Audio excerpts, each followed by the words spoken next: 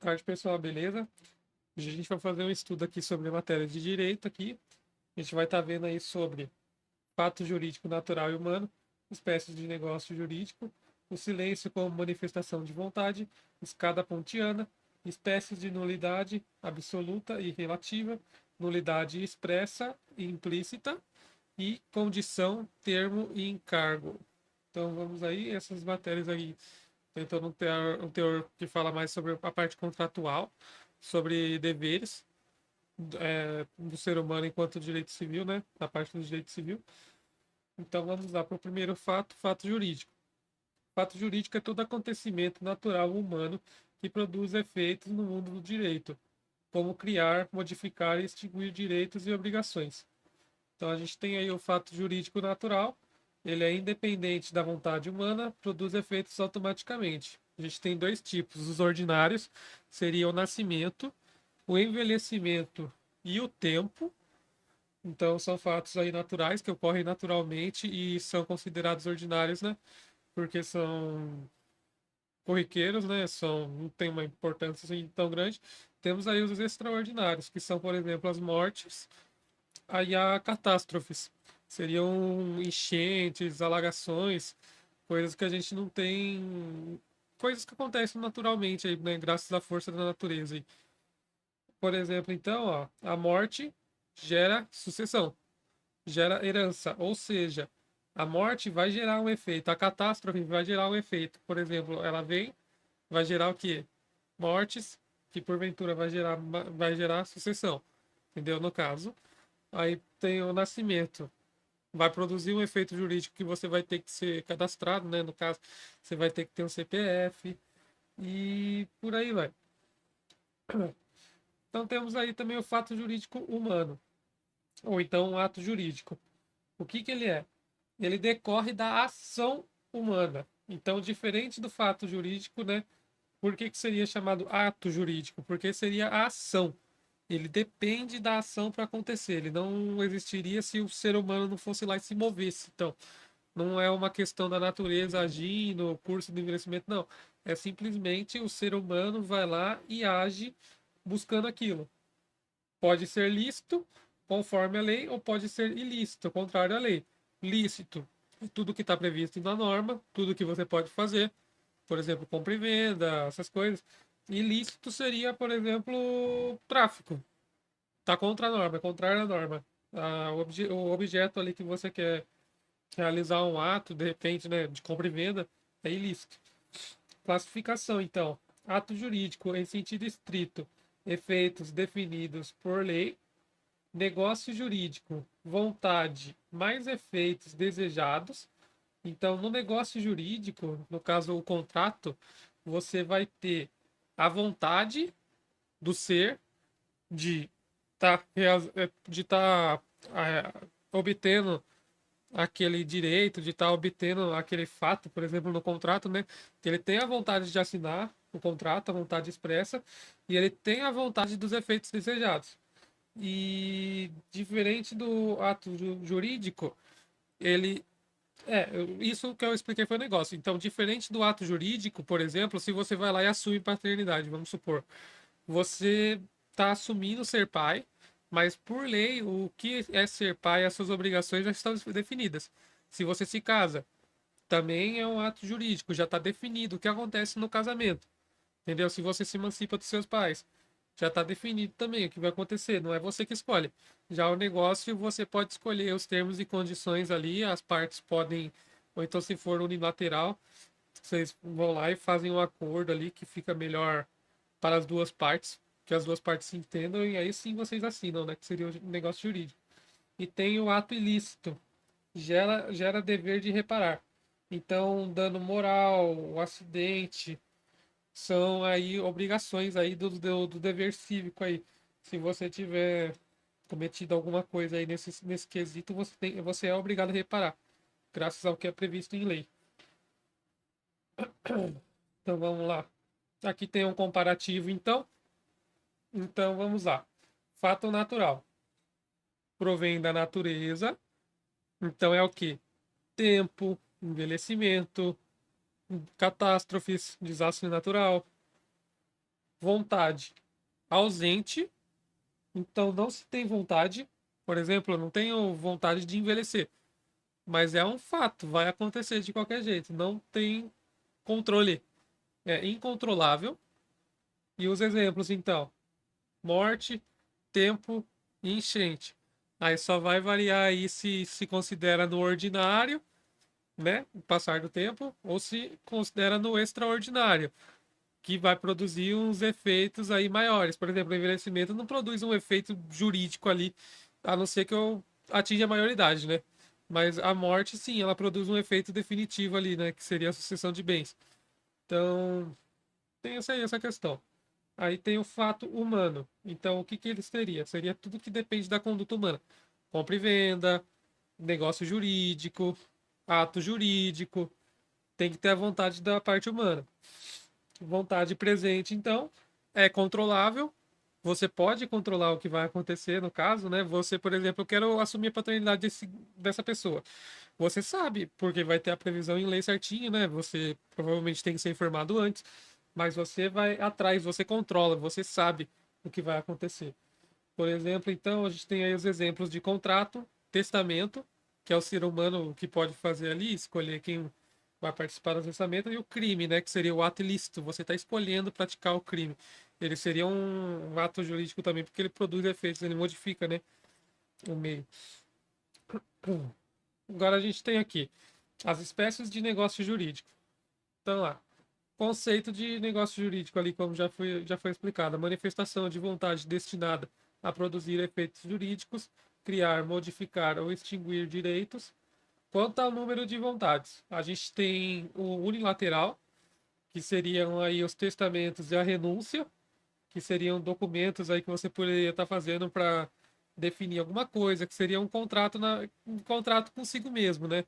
Por exemplo, ali o testamento, você define que no momento da sua morte tal coisa vai ficar com várias pessoas. Você não necessariamente está assinando um contrato com ela, você está assinando um pacto jurídico ali que determinando o que vai acontecer após sua morte, como você dividir seus bens, essas coisas. Então, no caso, seria unilateral, só para você. O bilateral, duas vontades.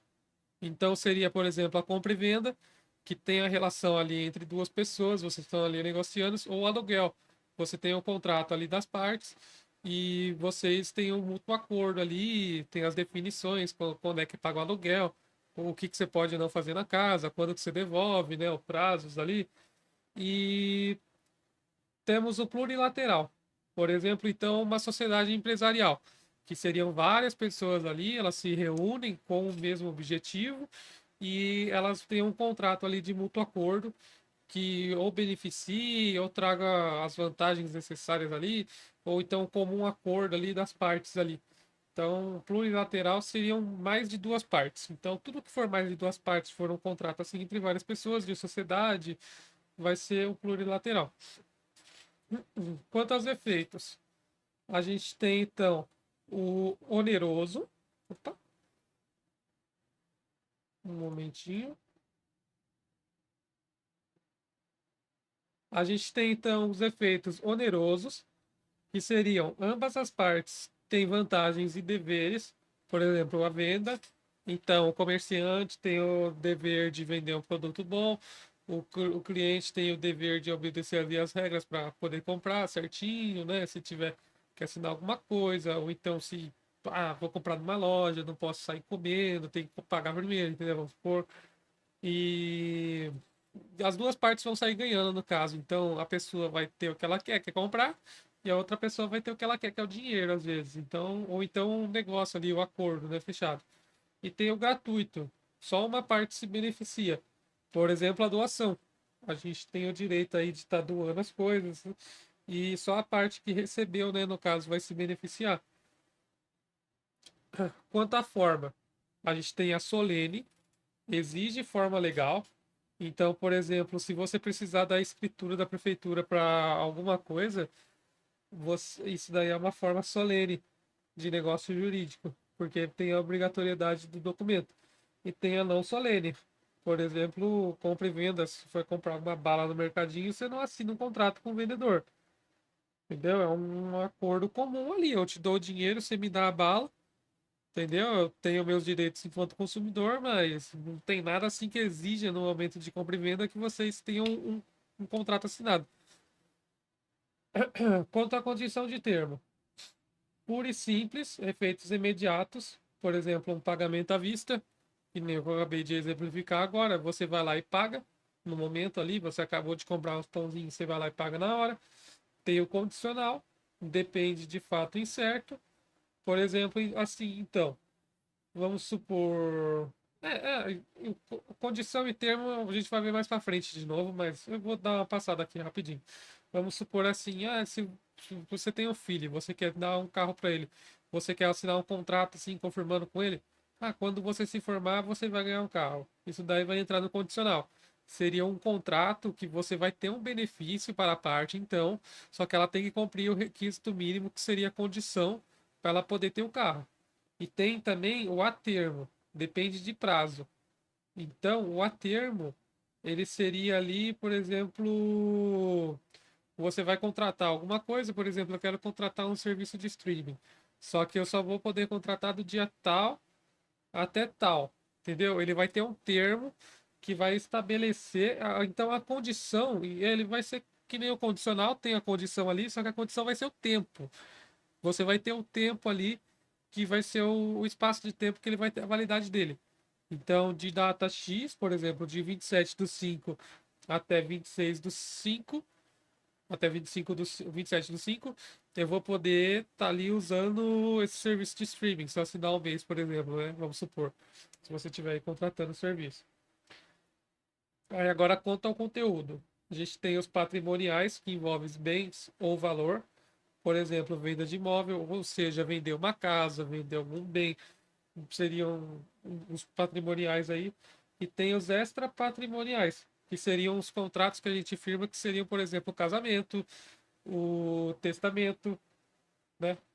Que seriam coisas que estão fora aí de um bem material, né? No caso, você está assinando ali um conceito ali fora, né? Desse meio físico. Seria um meio imaterial, né? No caso, a ligação ali entre as pessoas, a relação.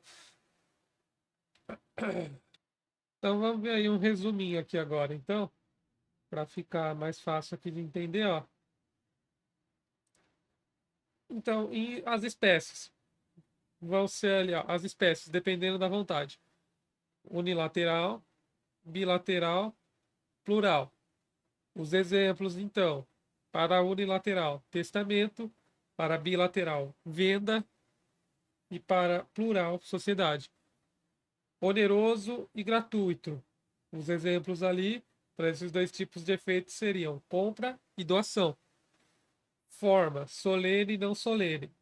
Então, a gente tem aí o solene, escritura, está previsto em lei, você vai lá, escreve, assina, tem a documentação certinho.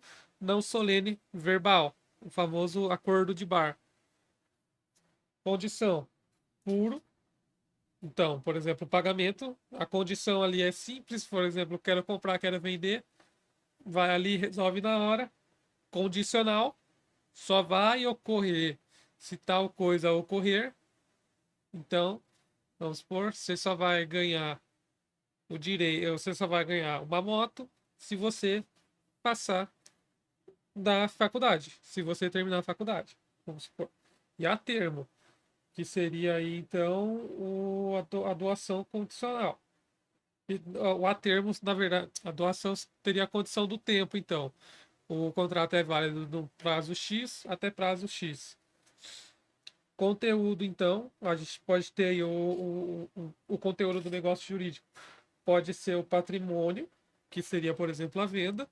Você pode vender algum bem físico, carro, casa, e também o extra patrimonial. Por exemplo, a reconhecimento de um filho seria algo extra patrimonial, mas seria um contrato ali que você está firmando de obrigação, de dever, e seria o ato jurídico, e o casamento também estaria aí nesse quesito de estar fora do meio físico. Agora vamos falar um pouquinho sobre o silêncio como manifestação de vontade. Conceito geral aí então: manifestação de vontade, exteriorização da intenção de produzir efeitos jurídicos. Então, você manifestar vontade é você ir ali e manifestar verbalmente, por exemplo, ah, eu quero comprar tal coisa. Ou então, num quesito jurídico, você vai lá e assina e você manifesta essa vontade. Tem um contrato ali, então eu tenho uma empresa, eu quero receber tal produto no dia X. Eu assino um contrato, dá o dia X, eu manifestando a minha vontade, mas é claro que tem que ter ali tudo regrado ali nas condições, como é que deve ser feito, não é isso? Então, pode ser expressa de forma tácita, pode ser expressa, eu posso ir ali expressar ele diretamente, eu posso expressar a minha vontade, pode ser tácita ou silenciosa também. Tácita ou silenciosa, as duas palavras significam a mesma coisa, seria tipo assim, eu chego e eu não falo nada, entendeu? Seriam, por exemplo, vamos supor que eu tenho um acordo aí com uma empresa, só que isso daí vai depender muito das condições também, né? Vamos supor que todo mês o cara receba uma carga de um comprador, determinado comprador. Aí você todo mês ali recebe e você se cala. Você, tipo assim, já tá combinado ali entre as duas partes que você tem que receber tal dia. Você vai recebendo, você vai recebendo, você vai recebendo. Um dia você reclama, não, não queria ter recebido. Mas como você se manteve em silêncio, você teve aquela condição de longevidade, por exemplo, se ficou um prazo longo recebendo mercadoria daquela pessoa e você não se manifestou que não queria mais, você não consegue aí estar reclamando. Você tem que encerrar essa condição e expressar a sua vontade de não, no caso, né? Então, às vezes o silêncio pode consentir, é claro, nessas hipóteses, mas geralmente o silêncio não consente, né? No caso, ali, por exemplo, ninguém pode falar, ah, eu quero comprar sua casa. Você não fala nada, a pessoa, sei lá, de repente fala que comprou. Não, não tem como, entendeu? Você tem que se manifestar ali de alguma forma, exceto em algumas situações, assim, específicas. A regra, então. O silêncio em geral não significa consentimento, que foi o que eu acabei de falar. Não significa consentimento em geral, mas vai depender aí de algumas situações previstas em lei, ou então de algumas situações aí possa estar acontecendo que vão mudar um pouquinho isso daí. Dever de manifestação, resposta obrigatória. Exemplo, a parte tem obrigação de responder e se cala, presume-se ausência. Então vamos supor, você tem a obrigação de responder um mandato judicial e você presume ser anuência. Anuência significa concordância, né? Então, se você tem. Você é convocado para falar e você não, por exemplo, intimação. Você foi convocado aí, você foi. Como é que fala? Intimado a estar ali aquele dia e você não vai. Você pode estar considerando que as informações contidas ali no processo são verdadeiras, pelo que está previsto em lei, no caso, porque já que você foi intimado a responder e você sabe, você conseguiu, né? O governo aprovou ali que você teve ciência de que você foi alertado, que você estava sofrendo um processo e você não respondeu nada, então você provocou anuência, você provocou concordância com aquilo que estava escrito. Então, tem aí também a relação jurídica prévia ou habitual, por exemplo, renovação automática de contrato ou aceitação tácita em relações comerciais, que foi o exemplo que eu dei, que aí você está sempre comprando ali com o comerciante, todo mês ele vai e leva, e vocês já ficam nesse costume, você nem precisa avisar, né? O cara sabe ali, de repente eu queria até aquele laço de obrigação, né? Do cara tem que estar levando a matéria-prima para você, tem que estar levando o produto certinho.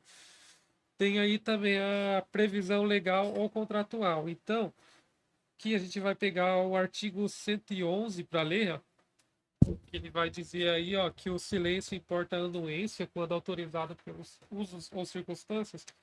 Vamos só verificar aqui o artigo 111 que ele diz, ó. O artigo 111. O silêncio importa a anuência quando as circunstâncias ou os usos o autorizarem, ou não for necessária a declaração de vontade expressa. Então, quando não for necessária a declaração de vontade expressa, vamos supor, você assinou um pacote ali do Netflix e você já sabe que todo mês vai renovar. Eles não precisam, você não precisa se manifestar que quer ou não. Se você assinou que era automático, você vai receber automaticamente todo mês a renovação daquele contrato de mensalidade. Você vai pagar o valor X, vai receber o streaming, vamos supor. E então, nessas circunstâncias assim, que tem toda a esquemática assim do conteúdo, da relação, do da repetição, né? Que vocês ficam ali um grande tempo ali, vocês têm um negócio comercial. Então, o silêncio vai importar sim anuência, ao contrário do que diz aqui que o silêncio não consente, né? Geralmente quem cala não consente, né? Que seria o básico da lei. Agora aqui, ó, no artigo 322, vamos ver lá. Silêncio do credor.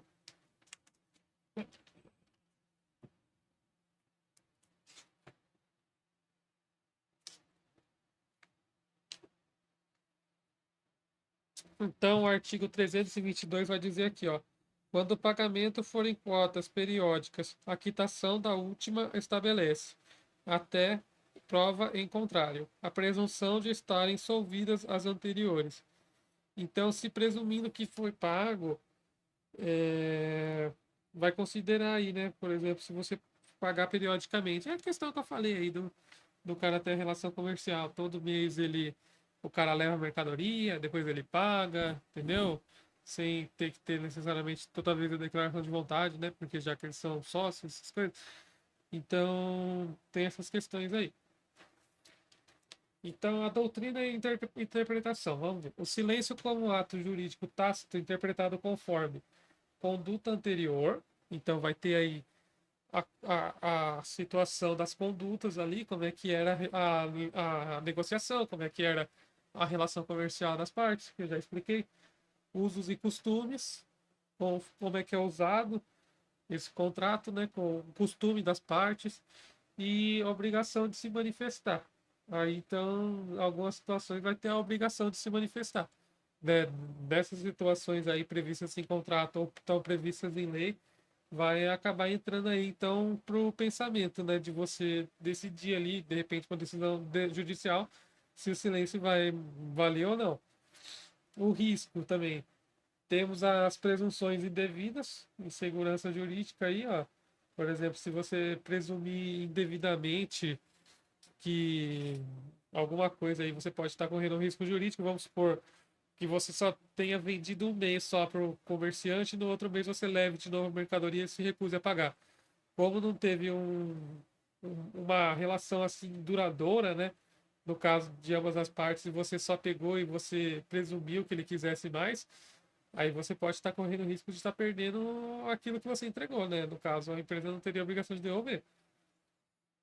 E tem aí a preferência, então, a manifestação expressa sempre que possível. Então, a lei prefere que geralmente seja expresso esse tipo de coisa, né? Não que se mantenha em silêncio.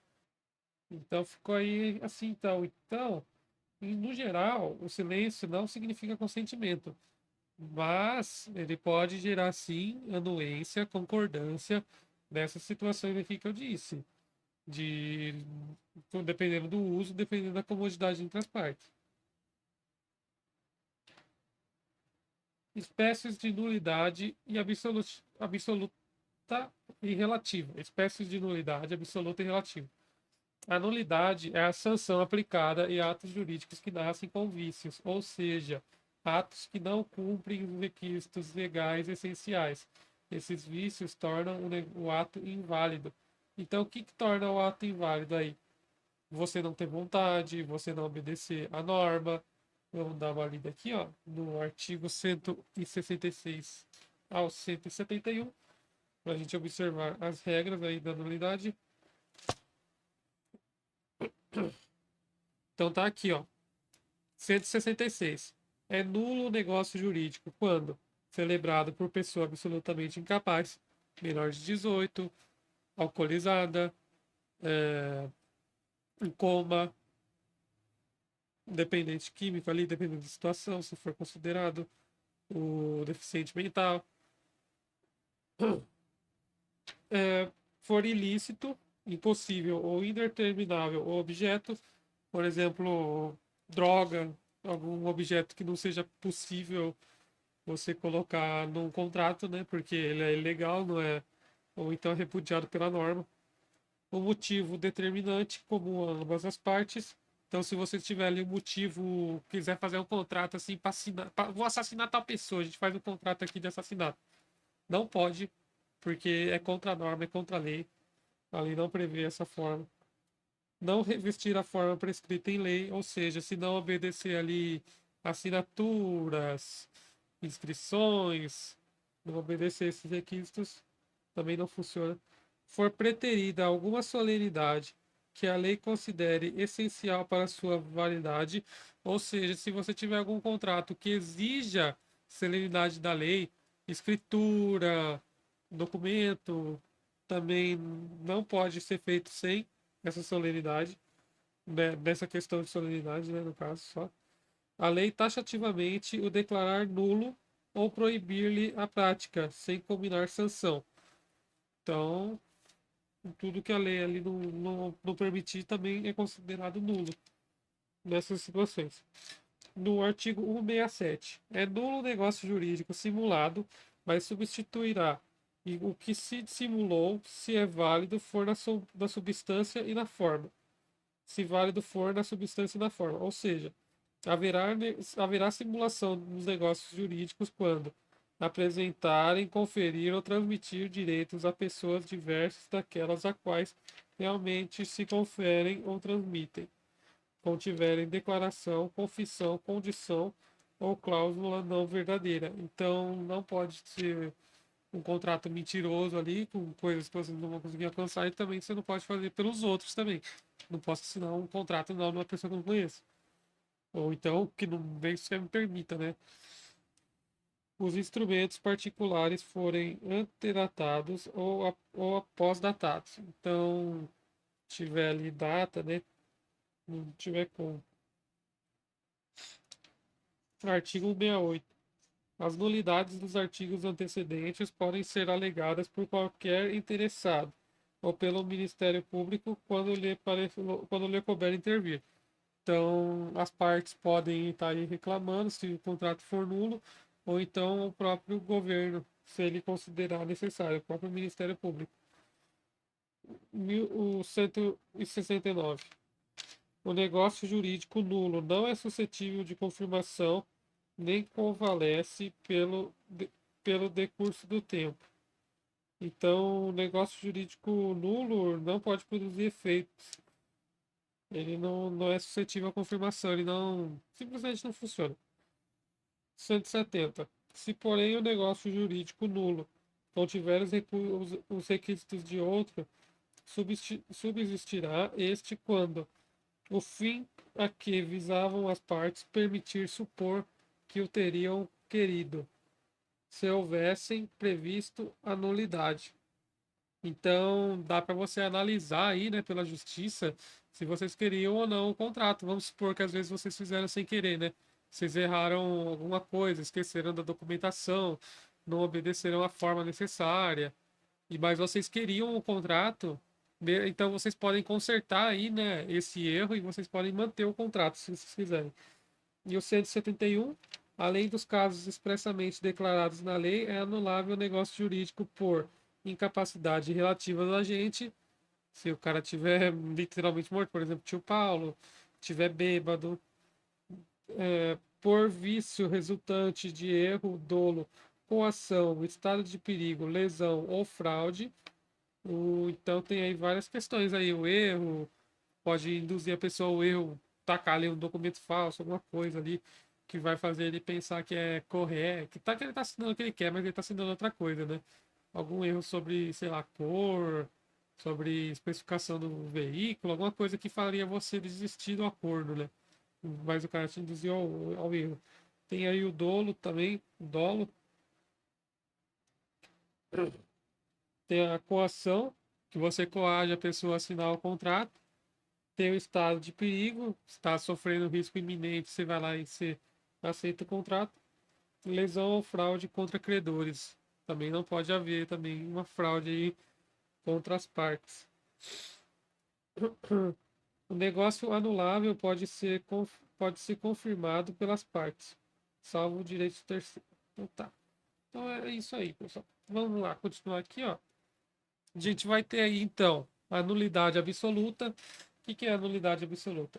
ocorre quando há violação de norma de ordem pública. O ato nasce inválido porque está violando a norma pública, como se nunca tivesse existido. Então ele não pode produzir efeitos. Se produzir, vai ter que tomar providência para reverter.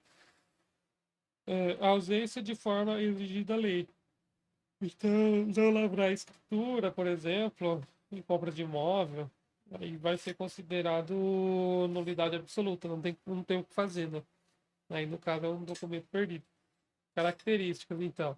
Pode ser alegada por qualquer interessado pelo Ministério Público, não convalesce com o tempo, é imprescritível, então não tem não importa quanto tempo você achou que o contrato estava de pé, ele pode ser anulado de qualquer jeito. O juiz pode reconhecê-la de ofício. Então, o juiz pode, o Ministério Público, né, pode estar anulando aí. Nulidade relativa, o que é? Ocorre quando há vícios que afetam a vontade das partes. Então, quando a vontade da parte for afetada ali, ela fazer alguma coisa ali, né, sem a consciência, mas não envolve norma de ordem pública. No caso, então, você não está necessariamente fugindo da norma, mas você está sendo induzido ao erro de outra forma. Visa proteger o interesse privado da parte prejudicada. Então, essa nulidade aí relativa, ela analisa isso, né? A parte que foi prejudicada no contrato, que foi induzida ao erro, e você precisa proteger ela. Então, tem aí a coação, o erro, o dolo e a simulação. Então, vamos aí, a coação. O João é ameaçado por um agiota que o obriga a assinar o contrato de venda de seu carro por metade do valor de mercado. Então, não teve a vontade da parte, ele foi ali coagido ali, ou com ameaça, ou com arma, alguma coisa. Ele é coagido a assinar o contrato ali, tem a coação moral, e o contrato é anulável. O dolo. Maria compra uma obra de arte acreditando ser original, mas depois descobre que é uma réplica sem valor. Então, ela teve um erro ali da parte, também pode ser anulável. Na verdade, isso daqui é o erro, né? É erro ou ignorância, né? A parte não sabia mesmo, ela só acreditou que era. O dolo. Carlos vende um terreno escondendo que ele está em área de risco ambiental e não pode ser construído. Então você tem uma intenção ali de você se livrar daquilo, mesmo que produza o dolo para outra pessoa, você produza o risco para outra pessoa. Simulação. Dois amigos simulam, dois amigos celebram um contrato de compra e venda fictício de um imóvel apenas para evitar a partilha de bens, por exemplo, em um divórcio. Então o contrato foi simulado. No caso, o simulado então seria, por exemplo, você tem um bem e você quer esconder ele da justiça. Vamos supor que a justiça requeira suas posses ali para você pagar algum processo, pagar alguma coisa, né? Você está devendo ali para um cara. Você quer dar um calote nele, você vai lá e finge uma venda. Você finge que está passando para o seu sócio, faz doações falsas, entendeu? Nesse contrato aí vai ser anulado também. Também pode ser anulado esse tipo de contrato aí para que você não possa se safar. A simulação pode gerar nulidade absoluta se envolver fraude à lei ou terceiros, mas se for relativa e entre as partes, pode configurar apenas nulidade relativa, então, como eu falei. Características, então, só pode ser alegada pela parte interessada, só a parte que sofreu o dano pode alegar a nulidade relativa, pode ser convalidada com o tempo. O prazo decadencial, então, é de 4 anos. Se você tiver alguma reclamação para fazer, você tem que fazer dentro desses 4 anos. Então, senão você perde o prazo para você declarar a nulidade desse contrato que você assinou. O juiz não pode declarar de ofício. O juiz declarar de ofício ou não vai depender, por exemplo, quando ele pode declarar de ofício, ele, ó, ele não vai precisar que nenhuma das partes tenha pedido isso. Ou seja, ele atua por iniciativa própria porque a lei autoriza ou obriga a agir dessa forma. E quando ele não pode declarar ofício é quando então ele não pode agir sem que as partes saibam, né? Ele precisa obrigatoriamente que uma das partes peça para que isso aconteça. Então a gente tem um quadrinho aqui para a gente ver melhor, né, o que significa cada coisa. Então, nulidade absoluta, norma de ordem pública, Pode ser de ofício, o juiz pode fazer sem que ninguém saiba, sem que as partes saibam, qualquer interessado, ou então o Ministério Público, a legitimidade, prazo imprescritível, convalidação não convalesce, não convalesce, ou seja, não é sanável, então não tem como corrigir, né? Se for um erro, não tem como você corrigir ou voltar atrás. E exemplo clássico, então, objeto ilícito. Que seria o objeto ali principal. Uma das principais questões aí para ser a nulidade absoluta. Nulidade relativa ou então anulabilidade. Interesse privado é o interesse da parte. Somente por a provocação da parte, só ele pode pedir a legitimidade da parte prejudicada. O prazo é 4 anos, de acordo com o artigo 178. Pode ser convalidada, ou seja, pode ser sanável aí, né? Ter os remédios aí para se evitar isso. E a coação ou erro da manifestação da parte da vontade, né? Que seriam os exemplos aí de quando ocorre a nulidade relativa. Então, agora a respeito de condição, termo e encargo. Estes são elementos acidentais dos negócios jurídicos, ou seja, não são obrigatórios, mas que podem ser incluídos para modificar os efeitos jurídicos. Então, a gente pode pegar aí, por exemplo, a condição, é um evento futuro e incerto que suspende ou extingue um contrato e os efeitos do negócio jurídico. Então, você pode assinar um contrato ali e colocar uma condição que vai ou suspender ou que vai resolver esse contrato, né? Vai fazer com que ele funcione. Então, tem aí, por exemplo, a suspensiva. Vamos lá ver, ó. Só produz efeitos se o evento ocorrer. Exemplo, dou-lhe um carro se você passar no vestibular. Então tá aí o exemplo, né? Se você passar no vestibular, você atender esse requisito, você ganha o carro. Vai ser o resolutivo, vai ser quando você resolve o contrato, quando ele é usado. A suspensiva, né, no caso, eu expliquei errado, que na verdade é o contrário, né? Tem que ser nessa ordem que eu expliquei. Dou-lhe o carro se você passar no vestibular. Ou seja, tá contratado ali que você vai dar o carro, mas está suspenso o direito do carro até que o objetivo seja concluído. Agora a resolutiva. Os efeitos cessam se o evento ocorrer. Ó, o contrato termina caso você se mude de cidade. Então, no caso aí, ó, ele é para acabar. Aí ele não fica suspenso, né? No caso, ele vai estar funcionando, só que ele se suspende se você mudar a cidade. Ele para de funcionar se você mudar de cidade, no caso, então. Então, a resolutiva encerra, suspensiva ativa. Fica suspenso e ativa quando é realizada a coisa, entendeu? Então, suspensivo. Está suspenso, está dormindo até o momento que a condição é cumprida. O resolutivo está funcionando até o momento que a condição é cumprida e ele para de funcionar. O termo, então, é um evento futuro e certo, ou seja, sabe-se que vai ocorrer e acontecer, mas os efeitos jurídicos começam ou terminam em determinada data. Então, temos aí, por exemplo, então, os tipos. O inicial. Os efeitos começam em certa data.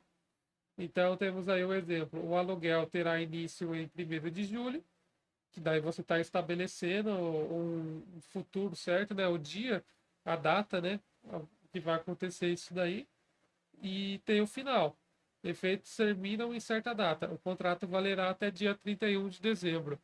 Então, você, por exemplo, você assinou um contrato ali de experiência, você tem até data X que ele funciona. Então, é isso. Temos aí também o encargo. É uma obrigação imposta ao beneficiário de um ato gratuito como uma condição acessória.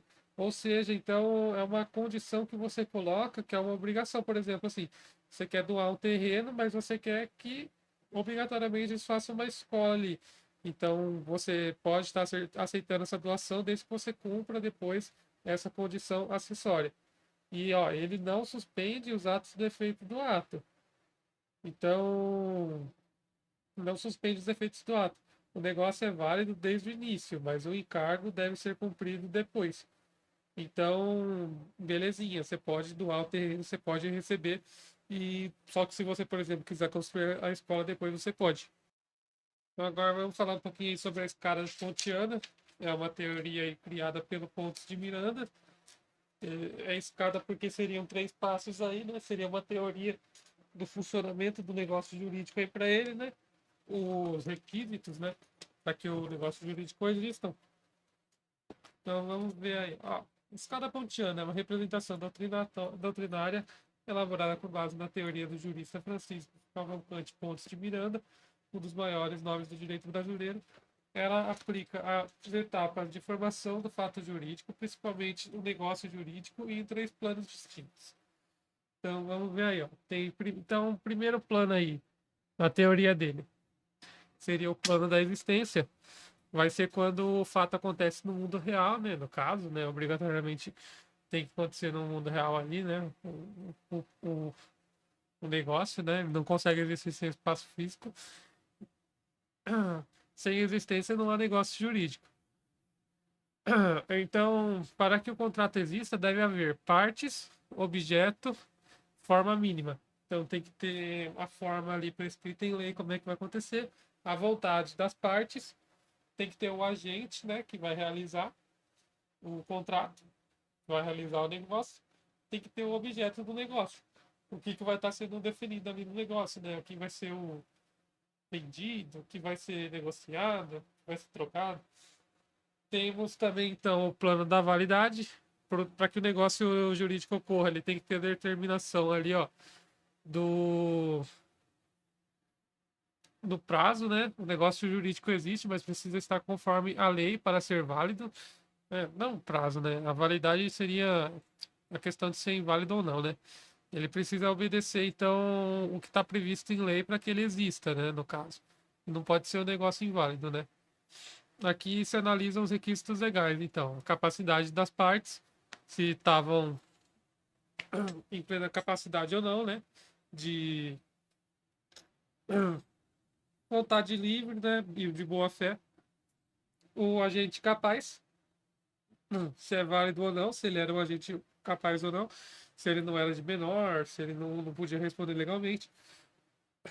O objeto lícito, possível, determinado ou determinável, ou seja, não pode ser um objeto ilícito, você não pode colocar ali um contrato droga, por exemplo. Forma prescrita ou não defesa em lei. Então, a forma dele aí tem que estar prescrita aí, ou então, se não for defesa em lei, né? Não tem como ter o negócio. Plano da eficácia. Então, vai ter que ter aí o termo, a condição e o encargo, né? Foi o que eu falei, né? Tem o termo ali que é de quando até quando ele ocorre, a condição, que vai ser ou a lei é suspensiva, né? Se tal coisa acontecer, você ganha tal coisa. Se tal coisa acontecer, você para de trabalhar aqui. Ou então um encargo ali, né? Ah, eu te dou esse terreno se você construir nele. Você tem um encargo ali, né? Você assume a responsabilidade ali. Você pega o terreno, mas em troca você tem que fazer tal coisa. Então é isso. Ficamos por aí com os estudos e até mais.